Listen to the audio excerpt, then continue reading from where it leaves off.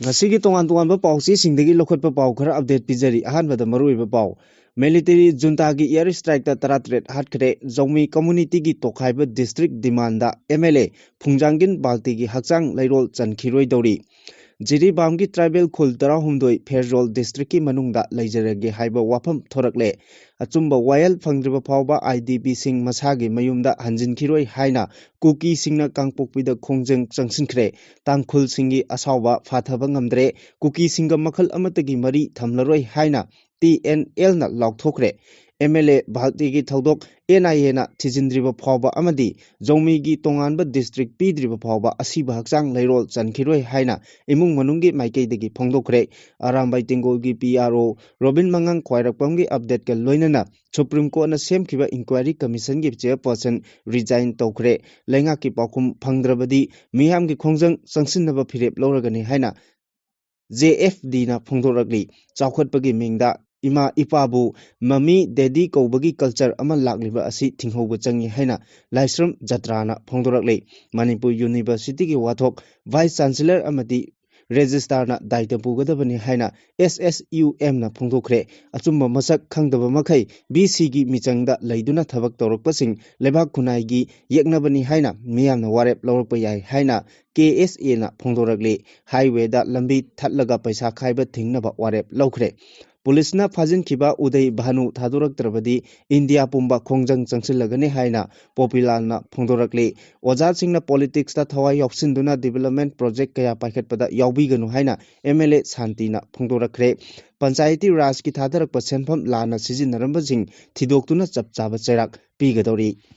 Adomna Hojik Yengbiriba channel asi Kanglei Pauthang YouTube channel ni channel asida iramdam amadi mapalamgi maru oiba pausingi update taba amadi yengba phangbigani channel asina pau upload tawrakpa matamda adomgi device ta notification uba phangbinaba amadi channel asibu pungning thogatbiba oina sungsoi soidana subscribe tawbiduna bell icon nambiu haijabagal loinana Hojik pausing amuk sandhona pijari military junta na Rakhine state ki capital oiriba Sitwe gi north east sangba sarukta air strike chathaduna miyoi 33 hatkre 30 hena asok apan nangle air strike chathakiba mafam asi Arkan army na control tawraga leiba mafam amani hairi thodok aduda Arkan army gi maikeida kaya yamna asok apan nangkharabage haibadudi chapchana khangba ngamdri thodok asigi matangda Arkan army na thoklakiba statement amagi matung innadi military junta na air strike tawduna hatkhirba miyoi sing adu civilian tani Laikhidraba sing adugi manungda ahumdi angangni miyoi 13 hena asoapan nangki air strike aduna maram oiraga building manga taruk mai chakhi building kaya amana akai atoi thokle thodok asigi matangda Pona Kayon Youth Association gi chairman KPO na haikibada military junta gi air strike aduna maram oiraga hojik phawbada miyoi 19 sire aduga miyoi 13 na asok apan nangle haina confirm tawre asiba hakchang sing adu mafam aduda chaithoklaga taraga lei miyoi kaya amana building kaya mai chakpa adu ubada koichen chenari ad group ki maigedegi su mateng pangnabagi elam khongduna yamna kanna honari hairi Laikhidraba Thalon Assembly Constituency ki MLA Phungjangin Balti na Pamjaramba Jongmi ki tonganba district ki demand phangdriba phawba asiba hakchang lairol chankhiroi haina imung manung amadi community ki members singna phongdokhibaga loinana demand pareng ama yawba cherol ama imung manung ki maikeidagi governor masada khuchinnakre hairi agency ki pauna hai government na Jongmi community ki oiba anoba tokhaiba district ama sembaga loinana MLA Phungjangil Balti ki misi ki matangda National Investigation Agency NIA da Chinaduna Tigalhandriba Pawba Laikhidraba Jomigi Lusingba Asigi Hakchang Lairol Chankhiroi Haina Laikhidrabagi Imung Manung Amadi Jomi community gi members singna hairi kumjala sing ani kulhumdoi me ahumda Manipur da thoklakkiba Kangluki Irangi mathangi numit me marida MLA Phungjangin Baltena CM Banglo da Chief Minister ga unaduna security gi matangda wari sanaramlaga halakpagi lambida lamphel da thokkiba miyamgi mob amada aruba phibam da sokhibani MLA Phungjangin Balte tha asigi kunmathoida Haryana gi hospital amada laikhidraba tungda Delhi dagi Mizoram phawba flight da puraklaba matung Mizoram gi Lengpui airport dagi Churachandpur da tha asigi kunmari da Phungjangin Balte gi hakchang purakhibani Chief Minister Yumnam Khemchan gi maiki dagi laikhidraba gi hakchang Imphal airport da puraktuna state ki thakta ikai khumnaba utnaba thorang pumnamak lakhotkani haina laikhidraba gi imung manungda khangan khiba lei hairi laikhidraba Phungjangin Balte gi machanupa Joseph na the Hindu ꯑꯗꯨꯗ ꯐꯣꯡꯗꯣꯛꯈꯤꯕꯒꯤ ꯃꯇꯨꯡ ꯏꯟꯅ ꯏꯃꯨꯡ ꯃꯅꯨꯡꯒꯤ ꯃꯥꯏꯀꯩꯗꯒꯤ ꯗꯤꯃꯥꯟꯁꯤꯡ ꯌꯥꯎꯕ ꯆꯦꯔꯣꯜ ꯑꯃ governor ꯑꯖय Kumar ꯚꯜꯂꯥꯗ ꯈꯨꯠꯁꯤꯟꯅꯈ꯭ꯔꯦ꯫ ꯍꯥꯏꯔꯤꯕ ꯗꯤꯃꯥꯟꯁꯤꯡ ꯑꯁꯤ ꯐꯪꯗ꯭ꯔꯤꯕ ꯐꯥꯎꯕ ꯃꯍꯥꯛꯀꯤ ꯑꯄꯣꯛꯄꯒꯤ ꯍꯛꯆꯥꯡ ꯂꯩꯔꯣꯜ ꯆꯟꯈꯤꯔꯣꯏ ꯍꯥꯏꯔꯤ꯫ ꯒꯕꯔꯅꯔ ꯑꯖय ꯀꯨꯃꯥꯔ ꯚꯜꯂꯥꯅ ꯃꯁꯥ ꯆꯨꯔꯆꯥꯟꯄꯨꯔꯗ ꯂꯥꯛꯇꯨꯅ ꯂꯩꯈꯤꯗ꯭ꯔꯕꯒꯤ ꯃꯐꯝꯗ ꯏꯀꯥꯏ ꯈꯨꯝꯅꯕ ꯎꯠꯄ ꯑꯃꯗꯤ ꯏꯃꯨꯡ ꯃꯅꯨꯡꯒ ꯎꯅꯗꯨꯅ ꯑꯋꯥꯕꯗ ꯁꯔꯨꯛ ꯌꯥꯕ ꯂꯥꯛꯈꯤꯕꯅꯤ꯫ ꯖꯧꯃꯤ ꯀꯥꯎꯟꯁꯤꯜꯒꯤ ꯆꯦꯌꯔꯃꯦꯟ ꯕꯣꯁꯣꯟ ꯅꯣꯡꯅꯨꯛꯅ ꯐꯣꯡꯗꯣꯛꯈꯤꯕꯗ ꯂꯩꯈꯤꯗ꯭ꯔꯕꯒꯤ ꯄꯣꯁꯠꯃꯣꯔꯇꯦꯝ ꯌꯨꯝꯁꯀꯩꯁ ꯅꯨꯃꯤꯠꯇ ꯄꯥꯡꯊꯣꯛꯈ꯭ꯔꯦ꯫ ꯖꯧꯃꯤ ꯂꯨꯆꯤꯡꯕ ꯑꯁꯤꯅ ꯂꯩꯈꯤꯗꯕꯒ ꯃꯔꯤ ꯂꯩꯅꯅ ꯀꯔꯤ ꯀꯔꯤ ꯊꯕꯛ ꯂꯧꯈꯠꯀꯅꯤ ꯍꯥꯏꯕꯒꯤ ꯃꯇꯥꯡꯗ ꯀꯝꯃꯨꯅꯤꯇꯤ ꯂꯤꯗꯔꯁꯤꯡꯒꯤ ꯃꯤꯐꯝ ꯑꯃ ꯄꯥꯡꯊꯣꯛꯈ꯭ꯔꯦ꯫ ꯑꯗꯨꯃꯛꯄꯨ ꯂꯩꯉꯥꯛꯇ ꯇꯥꯜꯂꯤꯕ ꯗꯤꯃꯥꯟꯁꯤꯡ ꯑꯗꯨ ꯊꯕꯛꯇ ꯑꯣꯟꯊꯣꯛꯀꯅꯤ ꯍꯥꯏꯕꯒꯤ ꯊꯥꯖꯕ ꯄꯤꯗ꯭ꯔꯤꯕ ꯐꯥꯎꯕ ꯍꯛꯆꯥꯡ ꯂꯩꯔꯣꯜ ꯆꯟꯈꯤꯔꯣꯏ ꯍꯥꯏꯔꯤ꯫ ꯂꯩꯈꯤꯗ꯭ꯔꯕ ꯚꯨꯡꯖꯥꯡꯒꯤꯟ ꯕꯥꯜꯇꯦ ꯊꯥꯂꯣꯟ ꯑꯦꯁꯦꯝꯕ꯭ꯂꯤ ꯀꯟꯁꯇꯤꯇ꯭ꯌꯨꯑꯦꯟꯁꯤꯗ ꯀꯨꯝꯖꯥ 2012ꯗ ꯑꯍꯥꯟꯕ ꯑꯣꯏꯅ ꯀꯣꯡꯒ꯭ꯔꯦꯁ ꯃꯤꯔꯦꯞ ꯑꯣꯏꯅ ꯃꯥꯏ ꯄꯥꯛꯈꯤꯕꯅꯤ꯫ ꯃꯁꯤꯒꯤ ꯃꯇꯨꯡ ꯀꯨꯝꯖꯥ 2018ꯗ ꯑꯃꯁꯨꯡ 2019ꯗ ꯃꯤꯈꯜꯗ ꯕꯤꯖꯦꯄꯤꯒꯤ ꯃꯤꯔꯦꯞ ꯑꯣꯏꯅ ꯃꯊꯪ ꯃꯊꯪ ꯃꯥꯏ ꯄꯥꯛꯂꯛꯇꯨꯅ ꯀꯟꯁꯇꯤꯇ꯭ꯌꯨꯑꯦꯟꯁꯤ ꯑꯁꯤꯗ ꯇꯥꯝ 3ꯂꯛ ꯃꯥꯏ ꯄꯥꯛꯂꯛꯈꯤꯕ MLA ꯑꯃꯅꯤ꯫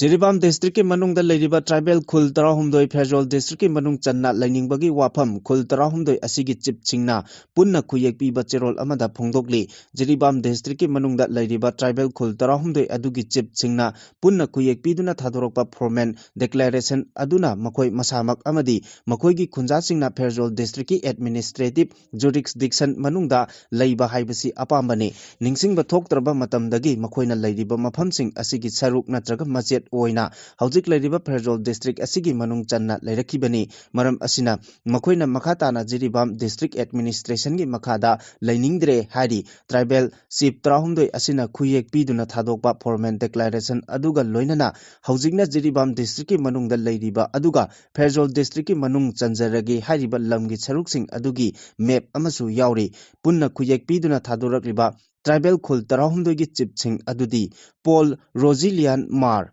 ꯂꯥꯜꯁꯤꯍꯤꯝ ꯃꯥꯔ, ꯖꯤꯅꯥ ꯃꯥꯔ, ꯑꯦꯜ ꯊꯥꯔꯃꯣꯏ ꯄꯥꯝꯇꯦ ꯃꯥꯔ, ꯕ꯭ꯂꯦꯁꯤꯡ ꯃꯥꯔ, ꯖꯋꯦꯜ ꯃꯥꯔ, ꯊꯥꯡꯂꯤꯌꯥꯟꯁꯥꯡ ꯃꯥꯔ, ꯂꯥꯟꯆꯨꯡꯅꯨꯡ ꯃꯥꯔ, ꯈꯝꯖꯥꯡꯃꯥꯡ ꯗꯥꯂꯤꯌꯝ, ꯂꯝꯒꯤꯟ ꯍꯥꯎꯀꯤꯐ, ꯗꯦꯡꯈꯨꯂꯨꯟ ꯍꯥꯎꯀꯤꯐ ꯑꯃꯗꯤ ꯁꯠꯀꯣꯂꯝ ꯃꯥꯔꯅꯤ꯫ ꯐꯣꯔꯃꯦꯜ ꯗꯤꯀ꯭ꯂꯥꯔꯦꯁꯟ ꯑꯗꯨꯗ ꯏꯟꯀ꯭ꯂꯣꯖ ꯇꯧꯔꯤꯕ ꯗꯣꯀꯨꯃꯦꯟꯠꯁꯤꯡ ꯏꯟꯗꯤꯖꯤꯅꯁ ꯇ꯭ꯔꯥꯏꯕꯦꯜ ꯑꯦꯗꯚꯣꯀꯦꯁꯤ ꯀꯃꯤꯇꯤꯅ ꯀꯥꯎꯟꯇꯔ ꯁꯥꯏꯟ ꯇꯧꯕꯒ ꯂꯣꯏꯅꯅ ꯔꯤꯖꯣꯂꯨꯁꯟ ꯑꯗꯨꯗ ꯀꯃꯤꯇꯤꯒꯤ chairman ꯔꯪꯂꯤꯌꯥꯟꯈꯝ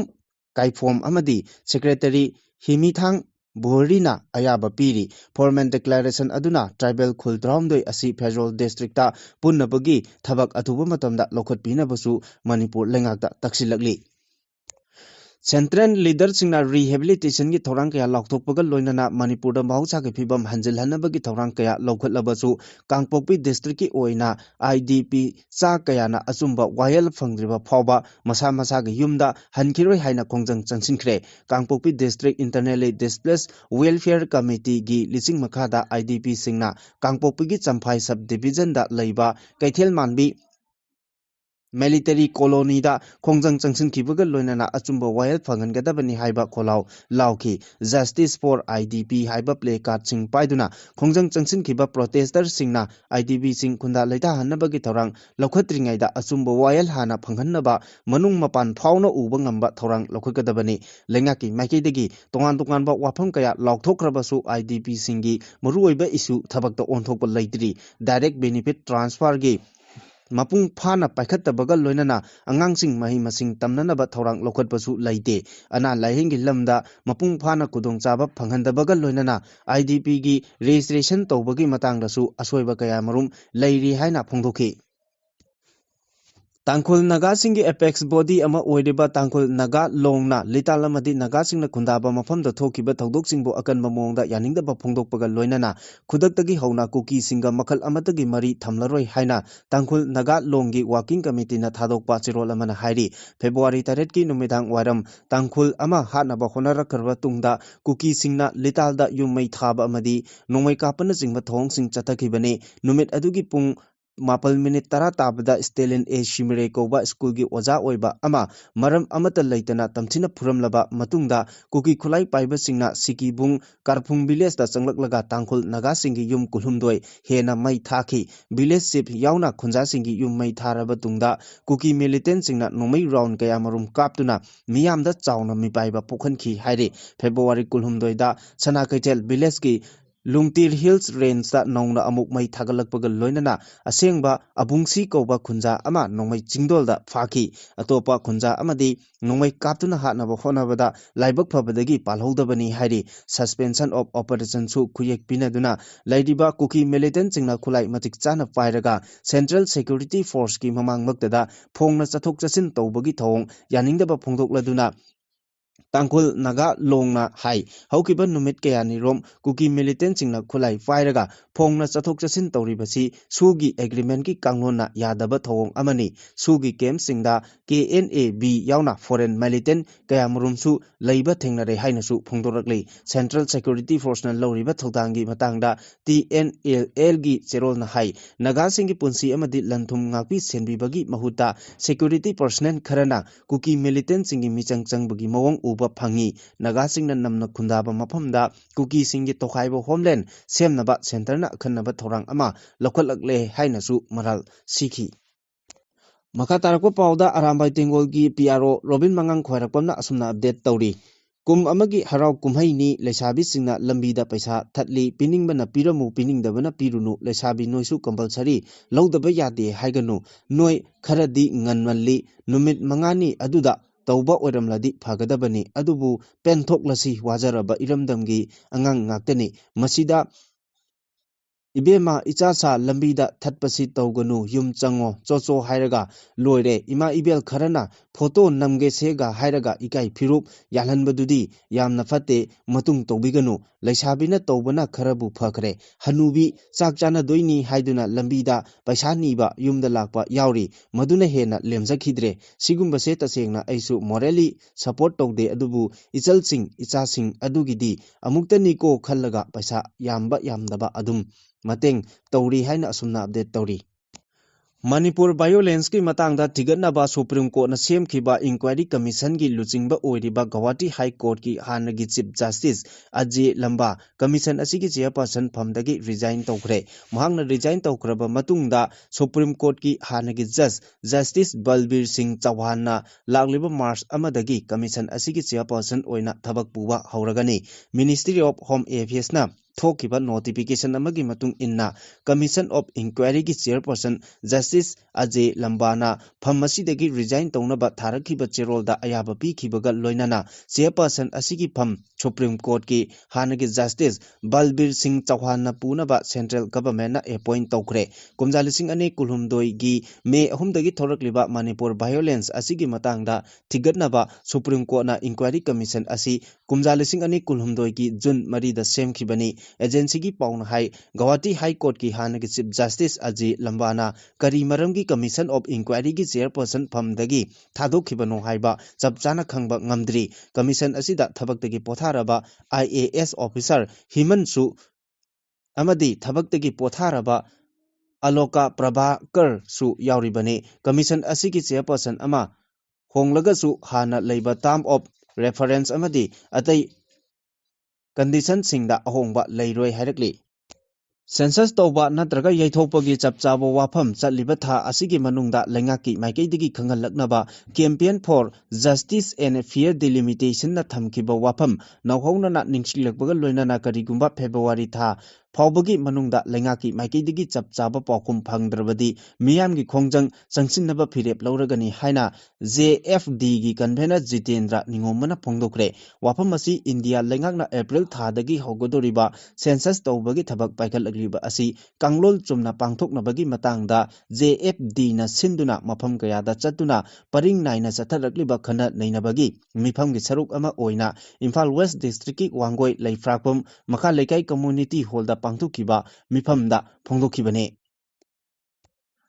Prem Dharagi leptana chatharakpa tengbangi saruk ama oina Khongman Zone 4 atom leirakta leiba atom kuladhaja singi changaida thongju kendra gi manungda leiba ahal oirabi ima kunithoida achamba sal khudol tamkre thoromgi athoiba mithunglen oina saruk yakhiba laisram jatra singna hai aikoi gi khunaida honglagli bachanabi asina maram oiraga tungi mirolda kudongthiba kaya mayoknarakpa yabagi phibamda lakli mangtharagli ba thogolon kaya asi matam chana yengsin hogdrabadi tungi mirolda achoba problem ama ama mayokna haugadori haujik matamgi mingogdasu aikhoi isagi oiba ahal lamanna thambiramba mingogsing tapna mangsilakli haujiki matamda kanana machanupino kanana mamamnupino haiba khangpham khangdaba chamamnaba phibamda lakli masigi sumathakta chawkhatbagi mingda ima ipabu mami daddy kobagi culture ama lakliba asi thinghoba changi yungi ahal laman singnasu isa isu singbu afaba thogolon tambiduna tungi mirolbu afaba lambida punaba honaminarasi haiki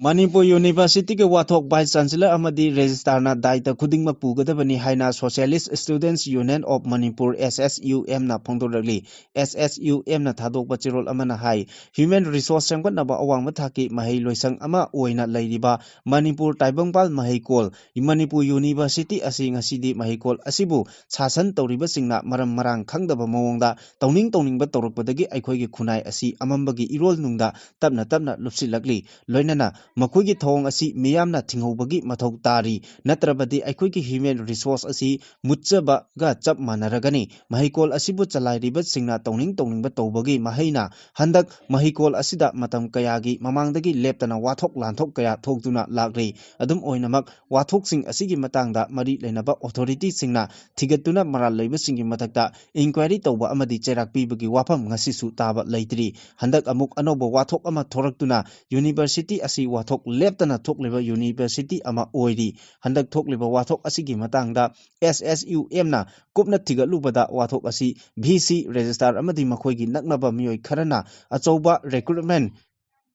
programme अमा तौरंबदगी थोरकपा ओइरमखी हंदक नन teaching post खरा लौबगी थबक हाइदोकपदा VC ओइरिबा प्रोफेसर एन लोकेंद्रगी ममोंग नुपीगी पोमिनबा मनाव नुपा अमा खलखिबा अमदि हजिक रजिस्ट्रार ओइरिबा मोइरांगथेम प्रेमजित की मसेन नुपा अमसु खलखिबगा लोइनना मखोइगा पुन्ना चटमिनदुना यूनिवर्सिटी असिबु लैखा ताना चिंथरिबा ओजा अमदि स्टाफ खरगी मचा मसु खरा खलखिबा असि VC अमदि रजिस्ट्रारना EMU असि मखोइगी इमुंग मनुंगुम मनिंग तमना पानबगा खुदम अमनी हाइना फोंदोखी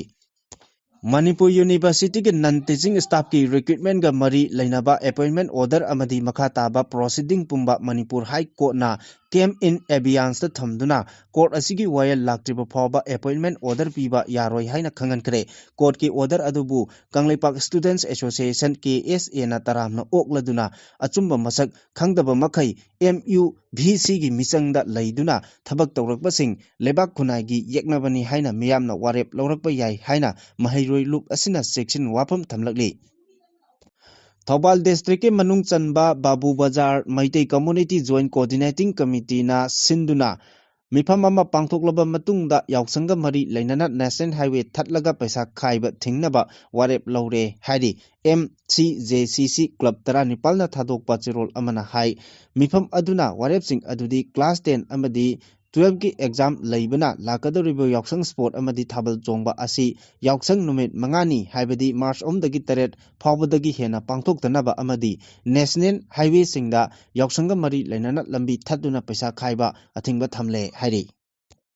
आर्टिफिशियल इंटेलिजेंस इम्पैक्ट समिट की मतंगदा चथखिबा प्रोटेस्ट का मरी लेनाना दिल्ली पुलिस ना फाखिबा इंडिया यूथ कांग्रेस की नेशनल प्रेसिडेंट उदय भानु सिफ अथुबा मतमदा थादोरक्त्रबदी इंडिया पुंबदा अकनबा खोंजंग चंगसिलगनी हाइना कांग्रेस की माइकेदगी सेक्शन वारोल थमलगली हिरमसिगा मरी लेनाना मणिपुर प्रदेश यूथ कांग्रेस कमिटी अमदी NSUI की थौमी सिंह यावना ngarang कांग्रेस भवन द फमकिबा पावगी मिफम अमदा MPYCC की हानगी प्रेसिडेंट निंगथौजम पॉपुलर ना हाइकिबदा हंदक पांथुकिबा AI इम्पैक्ट समिट की मतंगदा प्रोटेस्ट चथरुबगीदमक इंडियन यूथ कांग्रेस की नेशनल प्रेसिडेंट यावना खोंगलोय कया पुलिस ना फाजिनकी प्रोटेस्ट असिगा मरी लेनाना हंदक BJP महिला मोर्चा मणिपुर प्रदेश अमदी BJP यूथ सिंगना खोंजंग अदु यामना तायोनबा अमनी ngасidi अथापदा नोंग चुरगा अनकप मफमदा सातिन तुपगी थवोंगनी हिरमसिगी मतंगदा कांग्रेस पार्टी ना अवाय अकुम तौबा पामदे कांग्रेस ना चथकिबा प्रोटेस्ट अदुना लेबाक असिबु मालेमगी ममांगदा योले हाइना BJP ना सिरिबा मराल असि युमफम यावदे इंडियाबो मालेमगी ममांगदा इकाई फिरुक खुंहनखिबदी BJP ननी हंदकी AI इम्पैक्ट समिट अदुदा चाइना ना साबा रोबोट अमा इंडिया ना साबनी हाइदुना लालना लमजिंखिबसु लैखिबनी Ojasingna Rajnitida Thawai Yoksinduna Development Project Paikhatpagi Thabak Thoramsingda Yoksinbiganu Haina Moirang ACG MLA Thongam Santina Phongdokre Wafam asi Samagra Shiksha Secondary Manipur Scheme gi Makhada Moirang Multipurpose Higher Secondary School da Nongna Sabal Loidaba Classroom Computer Room Amadi Toilet na Chingba